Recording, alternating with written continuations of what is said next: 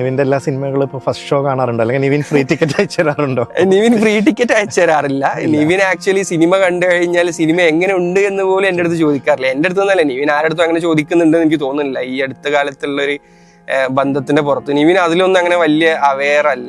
Cinema കാണുമ്പോൾ അയക്കാറുണ്ട് നിവിന്റെ message? Cinema കാണുമ്പോൾ അയക്കാറുണ്ട്. നിവിൻ നല്ല സിനിമയാണെങ്കിൽ നല്ല സിനിമയാണെന്ന് പറയാറുണ്ട്, മോശം സിനിമയാണെങ്കിൽ മോശം സിനിമ എന്ന് പറയാറുണ്ട്. സിനിമ എന്ന് പറയുമ്പോ മറ്റേ ഇമോജിയാണ്, മറ്റേ ദേഷ്യത്തിനുള്ള ഇമോജിയാണ് നിവിൻ ഇട്ടത്? അല്ല, നിവിൻ ഫണ്ണായിട്ട് എടുക്കുന്ന ആളാണ്. നിവിൻ നമ്മൾ സിനിമയിലൊക്കെ കാണുന്ന നിവിന്റെ ഒരു വൈബില്, നിവിൻ ഏറെക്കുറെ റിയൽ ലൈഫിലും അങ്ങനെ തന്നെയാണ്. നിവിന് ട്രസ്റ്റബിൾ ആണ്, നിവിന് കംഫർട്ടബിൾ ആണെന്ന് തോന്നിക്കഴിഞ്ഞാൽ he's good in communication, actually very responsive, very fun. അപ്പൊ ഞാൻ ഈ പറഞ്ഞ പോലെ ഞാൻ ചില കാര്യങ്ങൾ പറയും. ഇനി നിവിന്റെ മൂവി മാത്രമല്ല, ഞാൻ വേറെ ഏതെങ്കിലും മൂവി കണ്ടു കഴിഞ്ഞാലും ഞങ്ങളുടെ ഇടയിൽ ചിലപ്പോൾ മുന്നേ പ്രീവിയസ് കോൺവെർസേഷൻ ഉണ്ടായിട്ടുണ്ടാവും ആ സിനിമയെ കുറിച്ച്. അപ്പം മേ ബി ഞാൻ എന്റെ റെസ്പോൺസ് അറിയിക്കാറൊക്കെ ഉണ്ട്.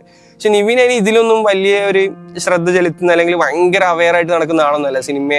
സിനിമ എങ്ങനെയുണ്ട്, അല്ലെങ്കിൽ സിനിമ വിജയിച്ചോ, സിനിമ പരാജയപ്പെട്ടോ, സിനിമ ചെയ്യുമ്പോൾ അത് വളരെ എൻജോയ് ചെയ്ത് ചെയ്യുക.